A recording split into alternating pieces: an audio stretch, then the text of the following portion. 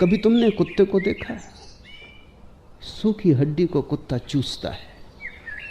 सूखी हड्डी में कुछ भी नहीं, कोई रस तो निकल नहीं सकता, इसलिए चूसोगे क्या? सूखी हड्डी कोई गन्ने की पोंगरी नहीं, उसमें कुछ है ही नहीं, बिल्कुल सूखी है। कोई मांस भी नहीं लगा है आसपास, खून का धब्बा भी नहीं है, बिल्कुल सूखी हड्डी, और कुत्ता चूसता और बड़ा रस लेता है। और अगर कोई दूसरा कुत्ता उस हड्डी को छीनने आ जाए तो जी जान से बचाने की कोशिश करता है। क्या हो क्या रहा है? एक बड़ी महत्वपूर्ण घटना घट रही है, वो तुम्हारे जीवन में भी घट रही, उसे समझ लेना, ठीक है? जब कुत्ता सूखी हड्डी चूसता है तो सूखी हड्डी की टकराहट से उसके भीतर मुंह का मांस कट जाता है, खून बहने लगता है, खून का स्वाद आने लगता है। स्वभावतः कुत्ता सोचता हड्डी से खून आ रहा है, तर्क बिल्कुल सीधा साफ है। और जितना चूसता है सूखी हड्डी को उतना ही मुंह भीतर कटता जाता है, जीभ कट जाती है, मसूड़े कट जाते हैं, तालू कट जाता है,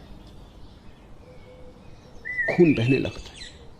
खून गले में आता है, कुत्ते को स्वाद आता है। और सभी स्वाद ऐसे, स्वाद बाहर से नहीं आते, तुम ही ले रहे हो, तुम्हारा ही खून बह रहा है, सूखी हड्डियां चूस रहे हो, वहां कुछ है ही नहीं कि कुछ आ जाए। जब तुम सोचते हो कि स्त्री से तुम्हें सुख मिल रहा है, तब तुम ही सुख पा रहे हो, तुम्हारी धारणा का ही सुख है। तुम जब सोचते हो कि सोने से सुख मिल रहा है, तुम ही सुख पा रहे हो, तुम्हारी धारणा का ही सुख है।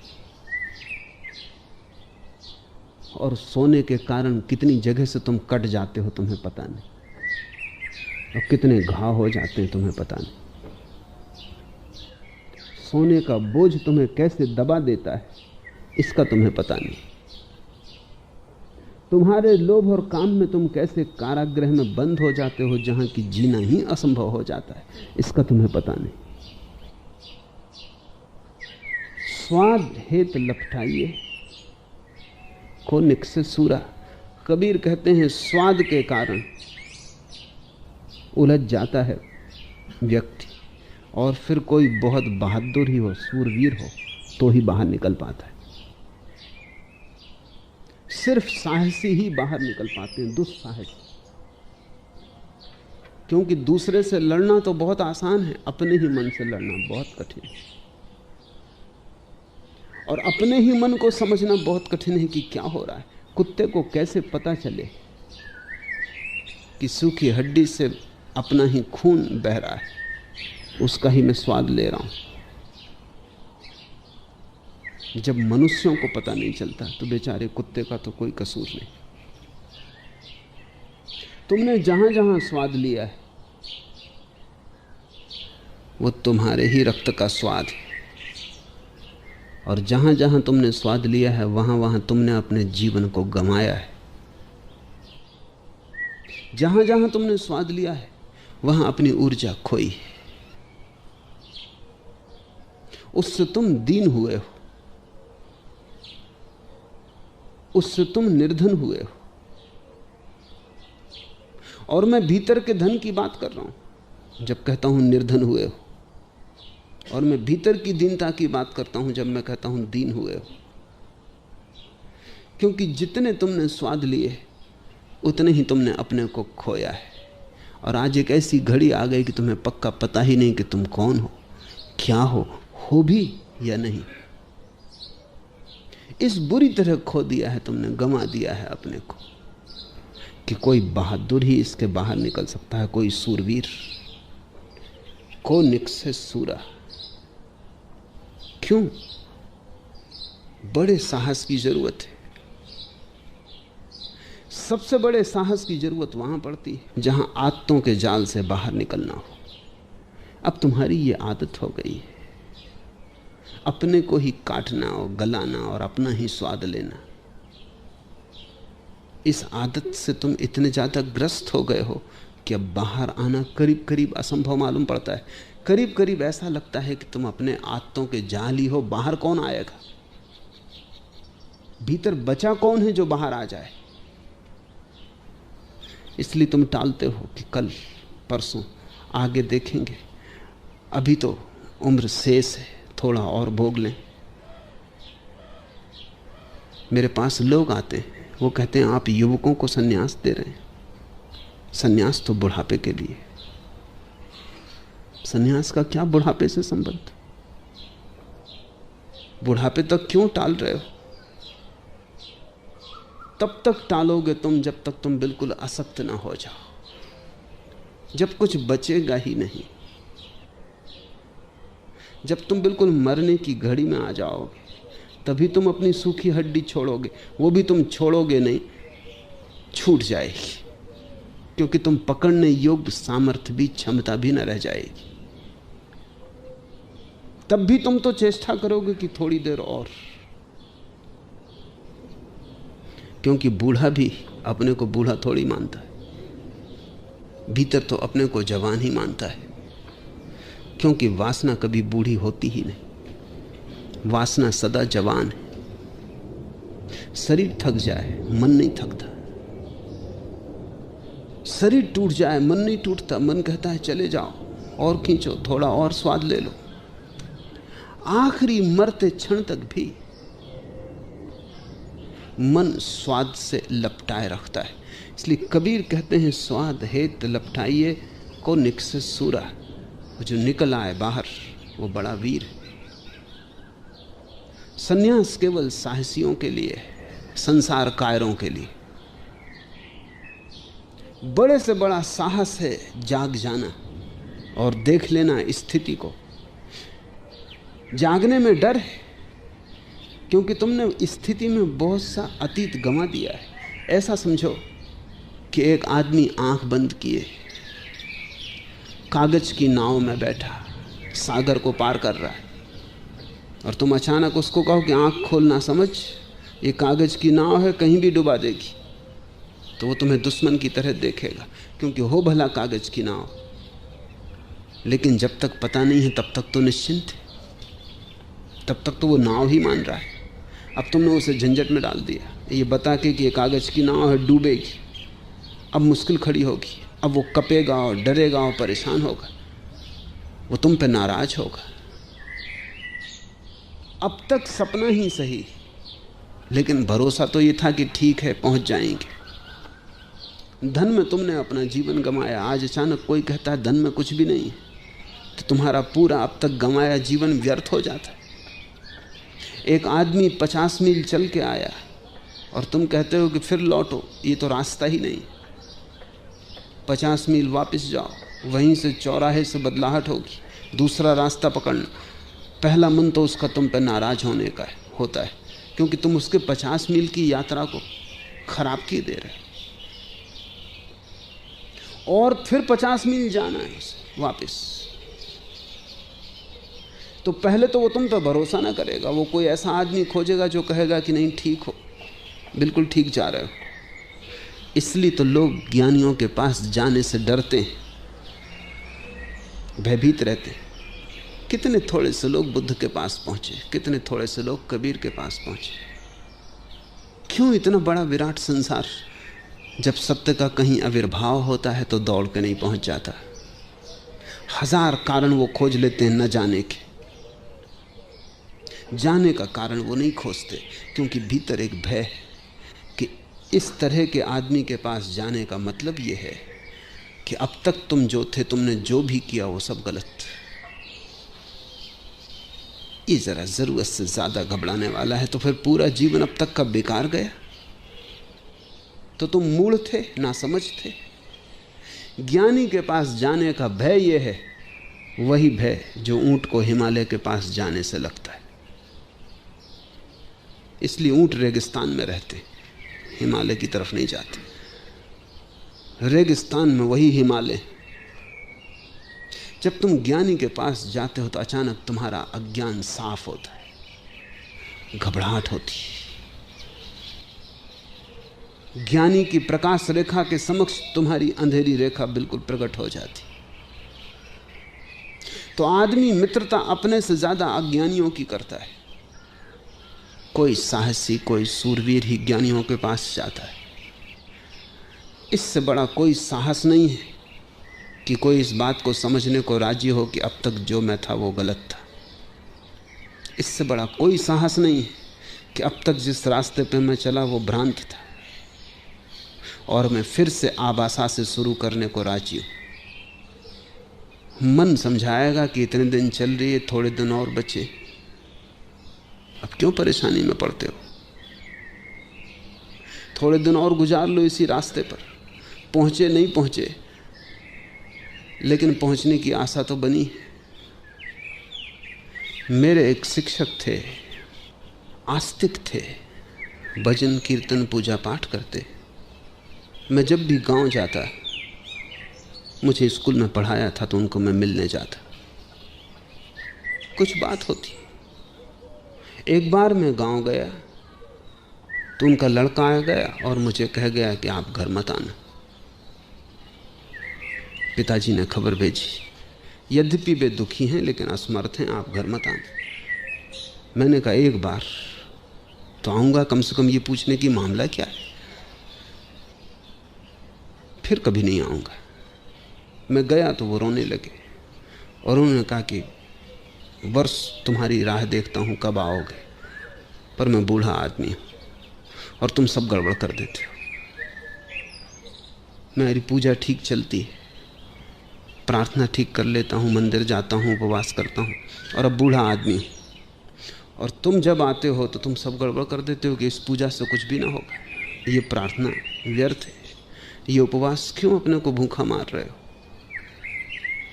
और तुमसे मैं भयभीत हो गया और अब मेरी मौत करीब है, कृपा करके अब तुम मुझे मत डगमगाओ, मैं जैसा हूं, क्योंकि अब इस क्षण में नए रास्ते पर जाना मुश्किल है।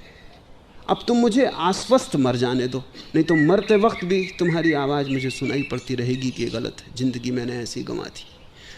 तुम मुझे कम से कम भरोसा दो, तुम मुझे कहो कि सब ठीक है। मैंने उन्हें कहा, क्रांति के लिए समय की जरूरत ही नहीं है, एक क्षण में क्रांति हो सकती है, क्योंकि यह क्रांति समय के बाहर की घटना है।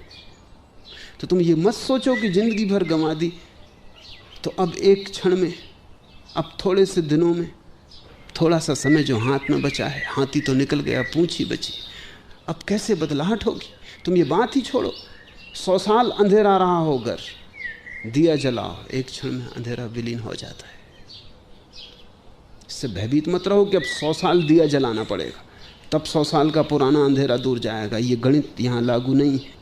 और अंधेरा ये भी नहीं कह सकता कि मैं 100 साल पुराना हूँ, इसलिए इतनी जल्दी नहीं जाऊंगा। एक क्षण में घटना घट सकती, लेकिन मन गणित करता है और मन कहता है अब आखिर में आश्वस्त मर जाने दो।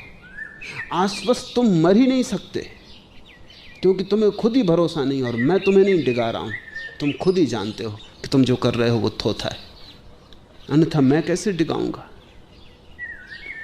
गलत करने वाला बिल्कुल भली भांति जानता है, कितना ही समझाए, कितना ही अपने को उलझाए, कितना ही शब्दों का जाल रचे, सांत्वना का घर बनाए, गलत करने वाला गहन तल पे जानता है कि गलत हो रहा है। मुल्ला नसरुद्दीन मर रहा था, जिंदगी भर अल्लाह का नाम लिया, प्रार्थना, पूजा, मस्जिद, कुरान का पाठ किया नियमित, और मरते वक्त आखिरी क्षण में उसने जोर से कहा कि हे शैतान, हे अल्लाह, कृपा कर। पास खड़े मौलवी ने पूछा कि नसरुद्दीन मरते वक्त ये क्या कह रहे हो? उसने कहा कि अब सच्ची बात ही कह दूं, मुझे पक्का नहीं है कि अल्लाह मालिक है दुनिया का कि शैतान, और कभी पक्का नहीं रहा, और मरते वक्त दोनों को राजी कर लेना उचित है, जो भी हो। ये मौका कोई जिद करने का नहीं। जीवन भर का संदेह मरते क्षण में उठाएगा, ऊपर आ जाएगा। मरते क्षण में तुम धोखा न दे पाओगे, जीवन में भला धोखा दिया हो। मरते क्षण में सत्य जाहिर हो जाएगा। मरते क्षण में तुम जानोगे सोना मिट्टी था। मरते क्षण में तुम जानोगे कि कोई स्त्री सुख देने वाली नहीं थी, कोई पुरुष सुख देने वाला नहीं था। मरते क्षण में तुम जानोगे कि जिंदगी गंवाई, लेकिन तब करने को कुछ भी ना बचेगा। सूरवीर वही है जो मरने के पहले मरने की हिम्मत रखता है। और क्या मतलब होता है सूरवीर का? कायर किसको कहते हो तुम? कायर उसको कहते हो कि जहां भी मरने की बात उठी कि वो भागा, उसने पूंछ दबाई। सूरवीर वही है जो जीवन के लिए जीवन को दांव पे लगा सकता है। सूरवीर का अर्थ जो जीवन के लिए जीवन को गंवा सकता है, जो मरने के लिए भी तैयार है, जिसकी तैयारी में आखिरी तैयारी सम्मिलित है, मरने की तैयारी। और हम पढ़ेंगे आगे, कबीर कहते हैं कि जो जीते जी मरने की कला जानता है वही केवल परमात्मा को उपलब्ध होता है। मरते तो सभी हैं मरते वक्त। सन्यासी वही है जो मरने के पहले मर जाता है और जो कह देता है इस जीवन में कोई सार नहीं, इस जीवन के लिए मैं मरा हुआ मैं एक नया जीवन की शुरुआत करता हूं और एक नए प्रकाश पथ की यात्रा। बाहर खोज कर देख लिया, नहीं कुछ पाया। अपने ही मन की भ्रांतियां थीं, अपने ही मन का फैलाव था। अब पसारा वापस उठा लेता हूं, जाल उठा लेता हूं, अब भीतर की यात्रा पर चलता हूं। अंतर यात्रा निर्णय है साहस का। बाहर की तरफ तो सभी जाते हैं, भीतर की तरफ कोई सूरवीर। बाहर की तरफ तो पशु भी जाते हैं, पक्षी भी जाते हैं, पौधे भी जाते हैं। तुम्हारा कुछ गुण गौरव नहीं कि तुम बाहर की तरफ जाते हो। भीतर की तरफ न पशु जाते हैं, न पक्षी जाते हैं, न पौधे जाते हैं। केवल मनुष्य जा सकता है। सभी मनुष्य नहीं जाते, कोई सूरवीर जा सकता है। अंतर यात्रा सबसे कठिन यात्रा है। चांद पर पहुंचना आसान, क्योंकि वो भी बाहर की यात्रा है। गौरी शंकर पर चढ़ जाना आसान, क्योंकि वो भी बाहर की यात्रा है। अपने भीतर आ जाना सबसे कठिन यात्रा है, क्योंकि उस भीतर आने में तुम्हें अपने जन्मों जन्मों के आत्तों के जाल तोड़ने पड़ेंगे। जन्मों जन्मों के स्वाद व्यर्थ हैं, ऐसे जानने की क्षमता जुटानी पड़ेगी। और अब तक तुमने जो भी किया वो सपना था। इसे झेल लेने की हिम्मत बड़ी से बड़ी हिम्मत है। मैं अब तक गलत था, जन्मों जन्मों तक गलत रहा। ऐसी जिसकी प्रतीति सघन हो जाती, उसके जीवन में सही की शुरुआत हो गई, सत्य की तरफ पहला कदम उठा। जिसने जान लिया कि मैं अज्ञानी हूं, उसने ज्ञान के मंदिर की तरफ पहला कदम उठा लिया। एक कनक अरु कामनी जग में दोई फंदा, लोभ और काम। जग में दोई फंदा, इन पे जो न बंधावई, ताका मैं बंदा। और कबीर कहते हैं मैं उसके पैर दाबूं जो इन दो में न बंधे, मैं उसका बंदा। देह धरे इन माही बास, कहूं कैसे छूटे। लेकिन सवाल यह है कि देह में रहते हुए, देह में बसते हुए इनसे कैसे संबंध छूटे। लोभ, काम, ये बड़ा गहन है, क्योंकि देह में हम हैं ही इसीलिए कि अतीत में हमने कामना की, जन्मों जन्मों तक हमने काम वासना जुटोई, उसके कारण ही हम देह में। इसलिए तो ज्ञानी को फिर देह नहीं, उसका पुनरागमन समाप्त, उसका आना जाना बंद। हम देह में आए इसलिए हैं कि हमने न मालूम कितनी वासना इकट्ठी की है, और हम देह को चाहे। मरते वक्त भी आदमी चाहता है और 2 क्षण रुक जाऊं। मरते वक्त भी नए जन्म की आकांक्षा रहती, फिर जन्म पालो। वही आकांक्षा नए जन्म में ले आती, नई देह में ले आती। काम के कारण हम देह में, देह का कण कण काम वासना से बना है। 3 वासनाएं तुम में मिल रही हैं, तुम एक संगम हो महावासनाओं के। एक तुम्हारी वासना जो कि मूल आधार है, जिससे तुम पिछले जन्म से इस जन्म में आए। फिर तुम्हारे पिता की वासना, तुम्हारी माँ की वासना, जिन दोनों ने मिलकर तुम्हें देह दी। इन 3 वासनाओं से तुम बने हो। तुम्हारी देह इन 3 वासनाओं का संगम। 2 तो दिखाई पड़ती हैं, जैसे गंगा और यमुना, तीसरी सरस्वती दिखाई नहीं पड़ती। 2 तो दिखाई पड़ते हैं, तुम्हारे पिता और तुम्हारी माता, और तीसरी तुम्हारी वासना सरस्वती की तरह दिखाई नहीं पड़ती। वही असली है। ये 2 तो सहयोगी हैं, क्योंकि तुमने न चाहा होता तो तुम्हारे पिता और माँ की वासना तुम्हें इस जगत में न ला सकती थी। तुमने चाहा, उनकी वासना सहयोगी बन गई, तुम गर्भस्थ हुए। तुम्हारे शरीर का रोआ रोआ कण कण वासना से बना है। और लोभ, इसे थोड़ा समझ लेना चाहिए कि और सब लोभ, शरीर के प्रति हमारी जो लोभ की दृष्टि है उसी के फैलाव है। तुम अपने घर के प्रति लोभी हो। क्यों? जो व्यक्ति अपने शरीर के प्रति लोभ छोड़ देता है, उसका घर के प्रति लोभ अपने आप छूट जाता है, क्योंकि शरीर ही मूल घर है। फिर बाहर का घर तो इसी घर के लिए सुविधा है।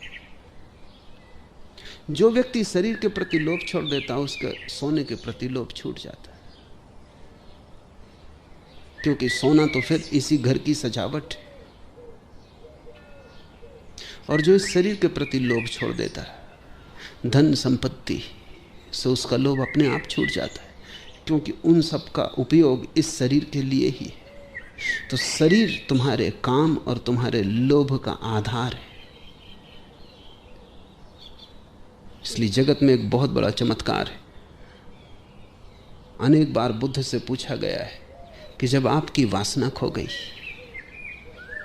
जब आपको ज्ञान का आविर्भाव हो गया, जब आप बुद्धत्व को उपलब्ध हो गए, तो फिर आप शरीर में कैसे जी रहे हो? ये प्रश्न संगत है, क्योंकि अब कोई कारण नहीं रहा। न शरीर के प्रति वासना है, कामना है, न लोभ है। अब आप शरीर में कैसे हो? कठिन है समझना। लेकिन बुद्ध कहते हैं अतीत के बल के कारण, मोमेंटम। जैसे एक आदमी साइकिल चलाता है, पैडल चलाता है तो ही साइकिल चलती, फिर पैडल रोक लेता है तो भी कुछ दूर तक साइकिल चलती जाती। मोमेंटम, वो जो गति इतनी देर तक चलाने से पहियों को मिल गई है, अब पैडल की जरूरत नहीं। कुछ यात्रा बिना पैडल के भी हो जाती।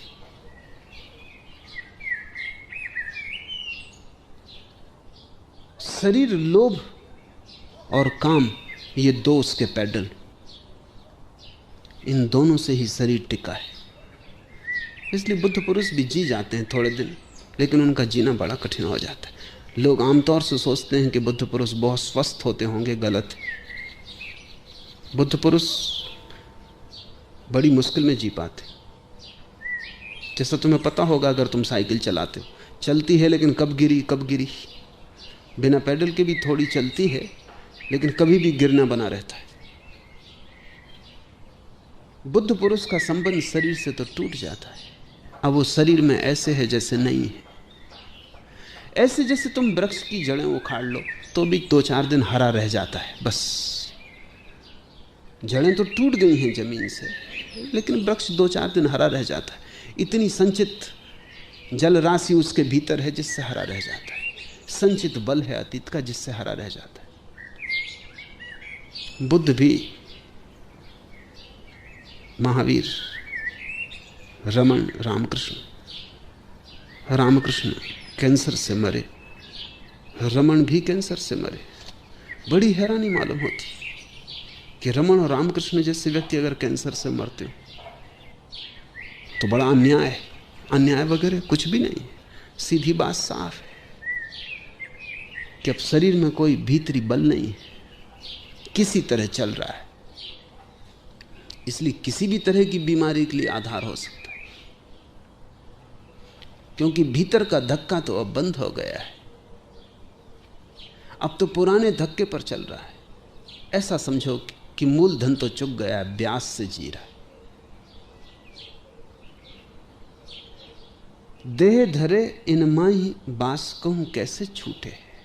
और फिर देह है, काम और लोभ से बना उसका सारा रूप है, आकार है, फिर कैसे इनसे संबंध छूटे। सूत्र याद रख लेना, शिव भय ते उबरे जीवत ते लूटे। जो मुर्दे की भांति हो गए वे उबर गए, और जो जिए वे लूटे। शिव भय ते उबरे, शव हो गए जो, वे उबर गए। जीवत ते लूटे, और जो जीते रहे वे लुट गए। जीसस ने कहा है बचाओगे खो दोगे, खोने को राजी हो कोई तुमसे छीन नहीं सकता। जियोगे मरोगे, मरने को राजी हो अमृत तुम्हारा है। कायर 1000 बार मरता है कहते हैं, बहादुर एक बार। कायर रोज मरता है, मरने से डरा रहता है, हर घड़ी मौत मालूम होती। साहसी एक बार, क्योंकि जैसे ही कोई मरने को राजी हो गया है संसार के प्रति, उसने कहा मैं ऐसे जीऊंगा जैसे मुर्दा। वैसे ही फिर कोई मौत नहीं है, क्योंकि ऐसी प्रतीति में तत्क्षण भीतर के अमृत का अनुभव हो जाता है। मरने की कला धर्म है। इसलिए मैं कहता हूं कि मैं मृत्यु सिखाता हूं, कुछ और सिखाने योग्य है भी नहीं। जीवन तो तुम सीखे ही हो, जरूरत से ज्यादा सीख गए हो, इतना सीख गए हो कि अब उसको अनसीखा करना मुश्किल हो रहा है। मृत्यु सीखनी है। धर्म मृत्यु की कला है, और तुम चाहो तो कह सकते हो अमृत की कला भी, क्योंकि इधर मरे उधर अमृत हुए। इधर तुमने संसार की तरफ से आंख बंद की कि अपनी तरफ आंख खुली, और आंख एक ही तरफ खुल सकती, या तो बाहर देखो या भीतर, दोनों तरफ एक साथ न देख सकोगे। कैसे देखोगे? दृष्टि या तो बाहर जा रही तो तुम बाहर यात्रा कर रहे हो, तब अपनी तरफ पीठ है, इसलिए अमृत का पता नहीं चलता कि तुम कौन हो। जब जीवन ऊर्जा भीतर की तरफ जा रही, दृष्टि भीतर मुड़ती है, अंतर्मुखी होती, आंख बंद हो जाती, सब द्वार बंद हो जाते। बाहर तुम अब नहीं जा रहे हो, अब तुम उन्मुख हो अपनी तरफ, अब तुम अपने सन्मुख हो। तत्क्षण अमृत की वर्षा हो जाती। सहजोबाई ने कहा है, उस घड़ी में बिन घन परत फुहार, कोई बादल नहीं दिखाई पड़ता और अमृत की वर्षा होती। बिन घन परत फुहार, रोआ रोआ नहा जाता है, परमात्मा में स्नान हो जाता है। एक ही तीर्थ है, वो तुम हो, लेकिन तुम अपनी तरफ पीठ किए चल रहे हो। शिव भय ते उबरे जीवत ते लूटे। क्या करो, कैसे करो कि तुम जीते जी मुर्दा हो जाओ? ऐसा हुआ। रूस में एक बहुत बड़ा विचारक और लेखक हुआ दोस्तोयेव्स्की। वो जब जवान था तो क्रांति के कारण पकड़ा गया और जार ने उसे मृत्यु का दंड दिया। 10 और साथी थे, सबको मृत्यु का दंड मिला। एक दिन सुबह 6 बजे उनको गोली मार देने का तय था। गड्ढे खोद दिए गए, 10 को गड्ढों के ऊपर खड़ा कर दिया गया। सैनिक संगीने लेकर खड़े हो गए। चर्च की घड़ी में देख रहे हैं कि जैसे 6 का घंटा बजे और कांटा 6 बजाए, गोली मार दी जाए। एक एक पल भारी हो गया होगा। 5 मिनट बचे, 4 मिनट बचे, 2 मिनट बचे, कि 1 मिनट बचा, कि अब सेकंड सेकंड का हिसाब होने लगा होगा। सबकी आंखें घड़ी पे टकी। 6 बजे घड़ी का घंटा हुआ। गोली चलती इसके पहले एक घुड़सवार आया, भागा हुआ, संदेश दिया कि मृत्यु की सजा आजीवन कारावास में बदल दी गई है। लेकिन जैसे ही 6 की घड़ी का घंटा बजा, एक आदमी तो गिर गया, ये सोच के कि मर गए, खत्म हुआ मामला। एक आदमी तो गिर गया, खबर दे दी गई कि घबराएं मत, आजीवन कारावास में बदल दी गई है सजा। लेकिन वो आदमी जिंदगी भर जिंदा रहा, लेकिन और ही ढंग से जिंदा रहा। वो लोगों से कहता मैं तो मर गया। लोग उसे पागल समझते, लोग उसका मजाक उड़ाते, लेकिन उसकी आदमी की जिंदगी में क्रांति हो गई। न लोभ रहा, न मोह रहा, न कोई लगाव रहा, न कोई आसक्ति रही। रहता, चलता, उठता, बैठता, काम करता है, लेकिन जब भी कोई उससे पूछता तो वो कहता कि फला तारीख को सुबह 6 बजे मैं मर गया। अचानक वो आदमी संन्यास्त हो गया।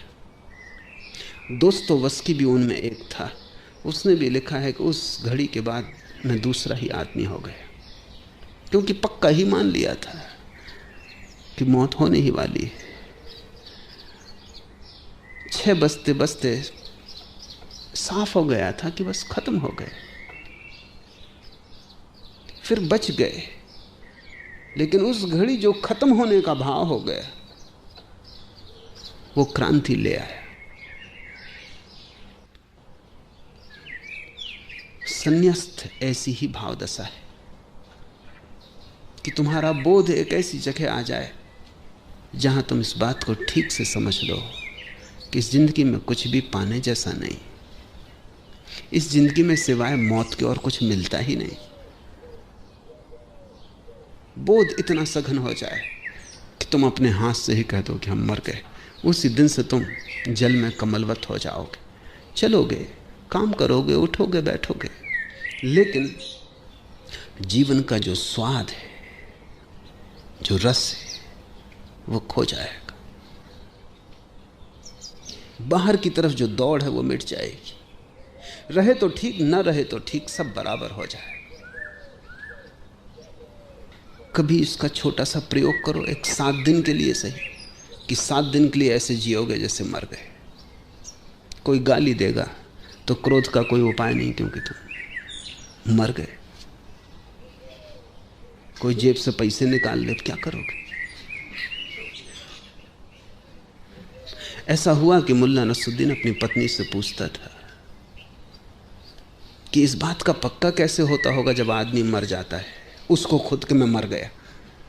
वो कभी कभी बड़े दार्शनिक सवाल उठा लेता। पत्नी ने कहा सिर ना खाओ और बेकार की बातें मत उठाओ, जब मरोगे तब पता चल जाएगा, हाथ पैर ठंडे हो जाएंगे। अब और क्या कहे। एक दिन गया था जंगल में लकड़ी काटने, सर्दी के दिन थे और ठंडी हवा चल रही थी, हाथ पैर ठंडे होने लगे। उसने कहा मारे गए। कुल्हाड़ी नीचे पटक के, जैसा कि मुर्दा आदमी को करना चाहिए, वो जल्दी से लेट गया। अपने गधे को जिस पर लकड़ी ले जानी थी वो उसने वृक्ष से बांध रखा था, वो लेट गया, आंखें बंद कर ली। उसने कहा अब कुछ करने को नहीं बचा, मामले ही खत्म, हम घर खबर भी नहीं भेज सकते, कोई है भी नहीं, और हाथ पैर ठंडे हो रहे हैं, जाहिर है पत्नी ने ठीक कहा था, वो बिल्कुल मर गया। तभी 2 भेड़िए आ गए और उन्होंने हमला किया गधे पर। मुल्ला नसरुद्दीन ने कहा अब क्या कर सकता हूँ, काश आज जिंदा होता है तो ये भेड़िए मेरे गधे के साथ ऐसा व्यवहार न कर पाते, मगर अब बात खत्म हो गई। अगर तुम 7 दिन के लिए भी सोच लो कि मर गए, तुम्हें जीवन का एक नया दर्शन होगा। कोई गाली देगा, तुम सुनोगे, करोगे क्या? जब मर जाओगे और कब्र में पड़े रहोगे और कोई आदमी आके गाली देगा तो क्या करोगे? च्वांग-तजू एक मरघट से निकलता था, एक खोपड़ी में लात लग गई, किसी की खोपड़ी पड़ी थी, उसने बड़ी क्षमा मांगी। उसके शिष्यों ने कहा क्या नासमझी कर रहे हो, बुढ़ापे में सठिया गए, इस खोपड़ी से क्या माफ़ी मांगनी? च्वांग-तजू ने कहा ये कोई छोटे लोगों का मरघट नहीं, सिर्फ राजा महाराजा यहाँ दफनाए जाते हैं, पता नहीं कौन हो और पीछे झंझट दे। अरे उन्होंने कहा ये मर चुका है, इसकी राजा हो कि महाराजा की भिखारी सब बराबर, मौत बिल्कुल समाजवादी। तुम इसकी फिक्र छोड़ो, तुम्हारा दिमाग खराब हो गया। इतने बड़े ज्ञानी पुरुष, लेकिन च्वांगतसु खोपड़ी को साथ ले आया। जिंदगी भर उसने उसको अलग ना किया, उसको हमेशा बगल में रखे रहता। तो लोग कहते कि जरा अच्छा नहीं मालूम पड़ता, भद्दा लगता, ये आप क्या करते हो? च्वांगतसु कहता इससे मुझे याद बनी रहती कि आज नहीं कल मेरी खोपड़ी मरघट में पड़ी होगी। तुम जैसे लोग निकलेंगे तो माफ़ी भी नहीं मांगेंगे, पैर मार देंगे और मैं कुछ भी ना कर सकूंगा। तो क्या फ़र्क है, आज भी कोई सिर में मार जाता है तो मैं इस खोपड़ी की तरफ देख लेता हूँ। खोपड़ी तो यही है, अभी चमड़ी से ढकी है, कल चमड़ी से ढकी नहीं होगी, और क्या फ़र्क होगा। और जब जिंदगी तो 70 साल की, 80 साल की, बहुत बहुत, और खोपड़ी पड़ी रहेगी न मालूम कितनी सदियों तक मरघट में। कितने लोग निकलेंगे, कितने लोग ठोकर मारेंगे, कोई क्षमा भी न मांगेगा। जब अनंत काल तक ये व्यवहार होना ही है तो 70 साल के लिए क्यों व्यर्थ का विवाद उठाना। 7 दिन के लिए भी अगर तुम तय कर लो, तुम दोबारा वही आदमी ना हो सकोगे। खेल खेल में भी अगर तुम ये तय कर लो 7 दिन के लिए मैं मर गया हूं, तो भी तुम पाओगे कि एक नई समझ का जन्म हुआ। लेकिन जो लोग जीवन के अनुभव से जान के मृतवत हो जाते हैं, उनका तो कहना क्या। तब वे जीते हैं जहां तुम जी रहे हो, तुम जैसे ही जीते हैं, सब काम करते हैं, जो जरूरी है वो होता है। लेकिन उनके जीवन में फिर उन्माद नहीं रह जाता। लोभ, काम, क्रोध उनके जीवन से तिरोहित हो जाते हैं। क्योंकि लोभ, काम, क्रोध तो जीवन की आकांक्षा के हिस्से, जीवेषणा, लस्ट फॉर लाइफ, वो जो जीने की आकांक्षा है, वही तो लोभ, काम, क्रोध बन गई है। और जब तुम अपने तरफ से ही मर रहे, अपनी मौज से ही मर रहे, तो कैसा लोभ, कैसा काम। कुछ करना नहीं पड़ता, वे अपने आप ही खो जाते। इसलिए इसको मैं कहता हूं कुंजी। सिउ भय ते उबरे, जीवते लूटे। एक एक सु मिल रहा, तिन ही सचु पाया। और जो बाहर के जगत के लिए मर गया, वो भीतर के जगत के लिए जाग गया। जो बाहर के जगत में सो गया, वो भीतर के जगत में प्रतिष्ठित हो गया। और वहाँ जो मिलन हो रहा है, वो मिलन है एक का एक से। बाहर जो मिलन है वो एक का अनेक से, भीतर जो मिलन है वो एक का एक से।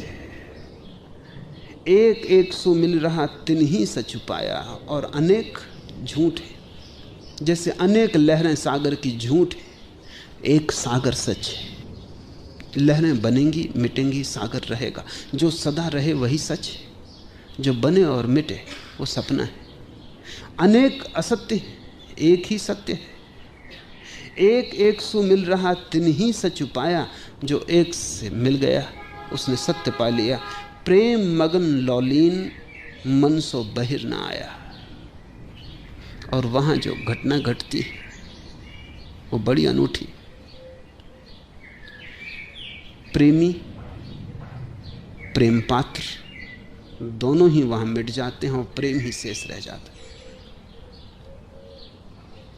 जब प्रेमी मिलता है इस संसार में भी बाहर किसी प्रेम पात्र से, तो वो दो होते। और फिर जीवन भर यही तो कोशिश होती है कि किस भांति एक हो जाएं, और नहीं हो पाते। इसलिए जीवन में दुख और पीड़ा होती, वो हो ही नहीं सकता बाहर। एक होने का कोई उपाय नहीं। कितनी ही चेष्टा करो, जितनी चेष्टा करो उतनी असफलता हाथ लगती। इसलिए प्रेमी बड़े दुखी हो जाते हैं। उनकी आकांक्षा तो सच है, जहां वो आकांक्षा को पूरा करने की चेष्टा कर रहे हैं वो स्थान गलत है। वो आकांक्षा भीतर तृप्त होगी। उनकी प्यास तो सही है, लेकिन जिस सरोवर पर वो बैठे हैं वो सूखा है, वहां जल नहीं। जैसे ही कोई भीतर आया, वहां तत्क्षण जैसे एक ज्योति आए और दूसरी ज्योति से मिलकर एक हो जाए। दो दियों की ज्योतियों को पास रखो, दिए तो दो ही रहेंगे, ज्योतियां एक हो जाती। दिए तो कैसे एक हो सकते हैं? दिए तो अनेक की दुनिया का हिस्सा है। शरीर दिया है मिट्टी का, उसके भीतर जलती आत्मा की ज्योति है। तुम दियों को एक करने की कोशिश कर रहे हो, बड़ी मुश्किल में रहोगे। अड़चन ही अड़चन हाथ लगेगी, असफलता अंत में, विषाद, संताप, चिंता, रोग, लेकिन कभी तुम स्वस्थ ना हो पाओगे। ज्योति मिल सकती है, क्योंकि ज्योति निराकार है। एक ज्योति दूसरी ज्योति के आकार से टकराती नहीं, आकार है नहीं। एक ज्योति दूसरी ज्योति में ऐसी लीन हो जाती जैसे वो सदा से एक थी। तुम फर्क भी ना कर पाओगे। गंगा और जमुना भी मिलती हैं तो तुम फर्क कर सकते हो कि ये रही गंगा, ये रही जमुना, रंग अलग अलग। लेकिन जब दो ज्योतियां एक से मिलती हैं तो तुम कोई फर्क ना कर पाओगे। अंतर ज्योति, जब तुम भीतर जाते हो, अचानक एक लपक और सिर्फ एक बचा। वहां न प्रेमी है, न प्रेसी है, न भक्त है, न भगवान है, सिर्फ प्रेम ही बचा। ऊर्जा बची, ज्योति बची।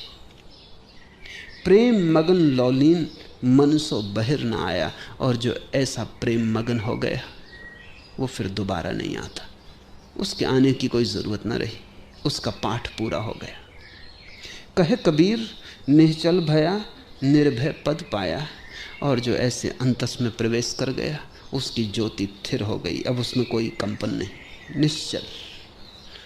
कोई हवा के झोंके अब उसे कपाते नहीं, क्योंकि भीतर कोई हवा के झोंके पहुंचते ही नहीं। जब तक तुम बाहर हो तब तक तुम कपते ही रहोगे।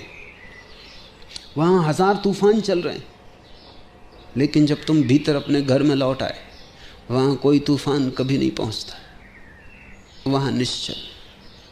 कहे कबीर निश्चल भया निर्भय पद पाया। और जब चेतना निश्चल होती तभी निर्भय होती, उसके पहले निर्भय हो नहीं सकती, भय से कपती रहती। संसार ता दिन का गया सतगुरु समझाया। कबीर कहते हैं जिस दिन सतगुरु ने ये बात समझा दी, ये कुंजी थमा दी, उसी दिन सब शंका मिट गई। उसी दिन सब मन के संदेह खो गए। लेकिन समझ बड़ी कठिन है। बुद्धि से समझ का नाम समझ नहीं। तुम समझ रहे हो मैं जो समझा रहा हूं, इसमें कोई अड़चन नहीं है, बात सीधी साफ है। तुम्हारी बुद्धि कहती ठीक है, मगर इससे तुम्हारा संशय ना मिटेगा। अभी कहेगी ठीक है, घड़ी भर बाद हजार संशय खड़े कर देगी, क्योंकि बुद्धि की समझ असली समझ नहीं है।